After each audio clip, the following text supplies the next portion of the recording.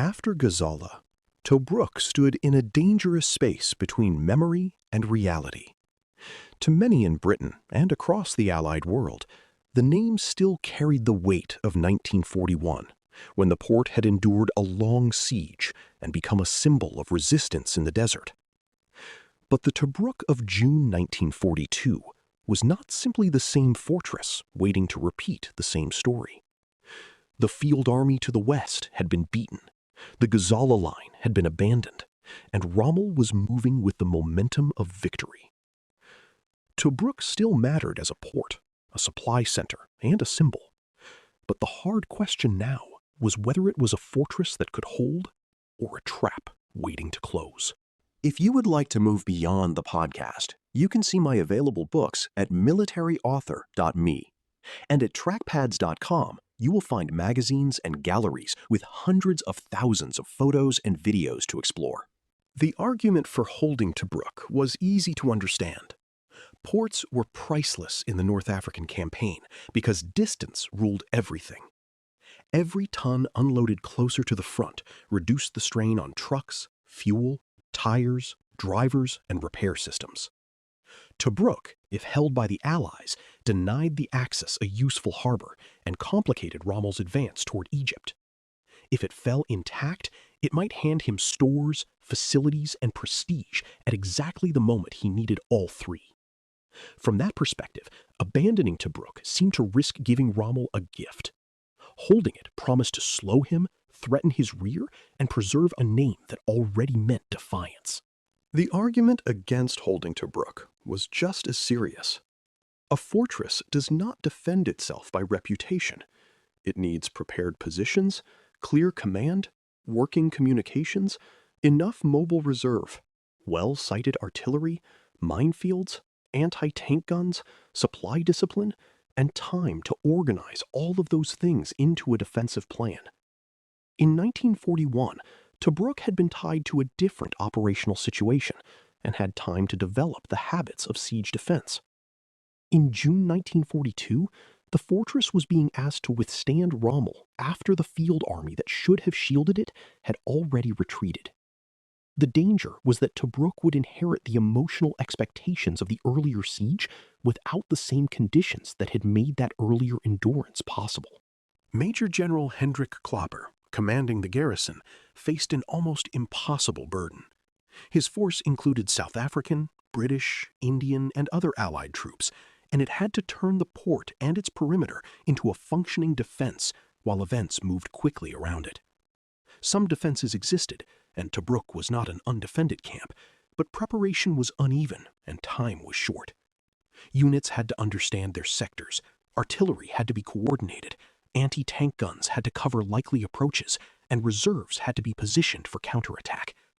None of this could be improvised perfectly under the pressure of a fast-moving campaign. Tobruk needed order, but the Desert War was delivering urgency. The stores inside Tobruk made the decision even more dangerous. Supplies were one reason the port mattered, but they were also one reason its loss would be so damaging. Fuel, ammunition, food, vehicles, workshops, and equipment could support the defense if properly controlled and protected. If captured, they could help Rommel continue eastward after weeks of costly fighting. This is one of the harshest logistical truths of war. A supply base is not automatically an advantage. It is an advantage only as long as you can defend it, evacuate it, or destroy what cannot be saved. Otherwise, the very abundance that once supported your army becomes the enemy's recovery system. Tobruk's defenses also had to face the reality of modern combined arms attack. Rommel was not likely to sit outside the perimeter and repeat the long siege pattern of the previous year if he believed speed could produce a better result. His forces had learned through Gazala how to use armor, anti-tank guns, artillery, engineers, air support, and rapid movement to create crises before British command systems could settle. If he could strike hard at a weak point, open a breach, and push through before the garrison restored order, Tobruk might fall quickly. The defenders, therefore, had to prepare not only for encirclement, but for shock. The garrison's problem was made worse by uncertainty about its mission. Was Tobruk expected to hold for a long siege, delaying Rommel until relief could come? Was it expected to act as a temporary obstacle while the Eighth Army reorganized farther east? Was it to be defended at all costs, or preserved only as long as doing so made operational sense? Soldiers need clarity because defensive endurance depends on confidence in the purpose of the defense.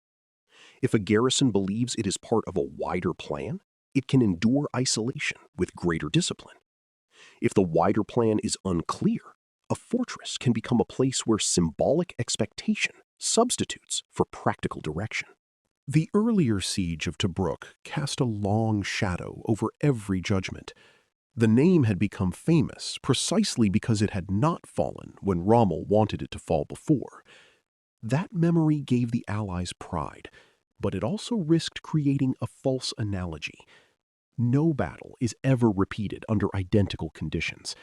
The same perimeter can face a different enemy tempo, a different garrison, a different supply condition, and a different strategic setting. In 1942, Rommel came toward Tobruk after having broken the mobile battle outside it. That fact changed everything. The fortress was no longer a stubborn forward bastion supported by a developing campaign. It was an exposed position after a defeat. For the men inside Tobruk, the argument about fortress or trap was not abstract. It shaped where they dug, how they interpreted orders, and what they expected from the coming attack. Anti-tank crews had to watch likely approaches, while knowing that Axis armor might try to exploit any gap with speed. Infantry had to prepare for bombardment, infiltration, and close combat.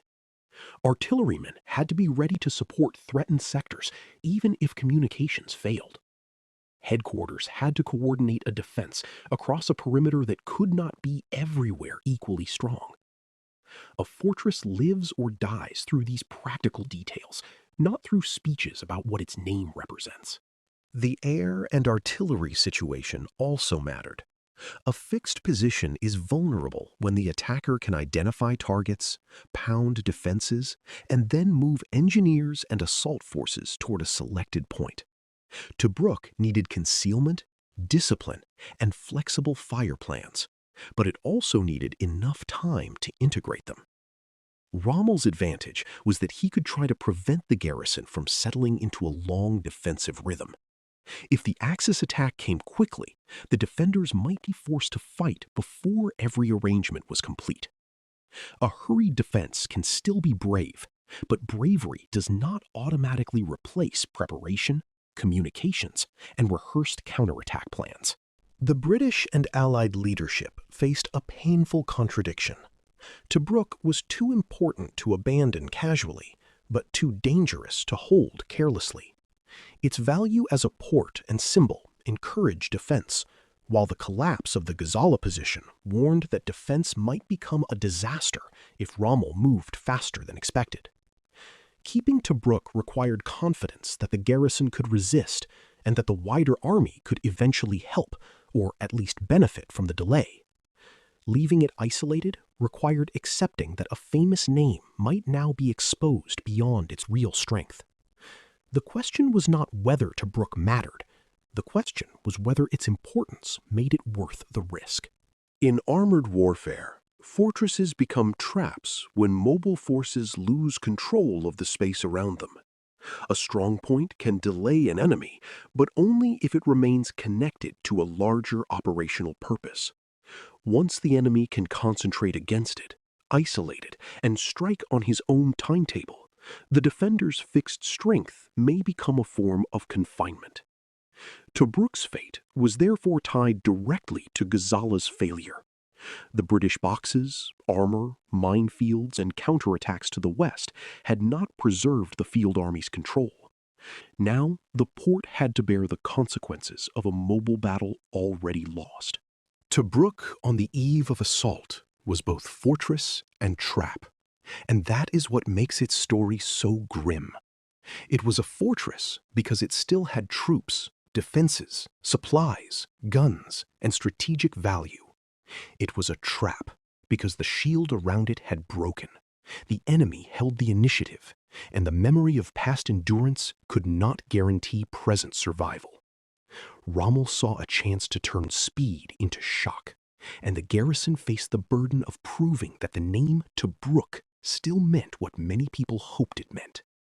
The next attack would answer the argument with brutal speed. In June 1942, the desert was about to show that a fortress is only as strong as the battle that surrounds it. You've been listening to Famous Tank Battles. These battles were never just about machines. They were about doctrine, terrain, firepower, logistics, and the hard problem of turning shock into victory. For more military history writing and books, visit militaryauthor.me. And for magazines, podcasts, and a massive archive of military photos and video, visit trackpads.com. Thanks for listening.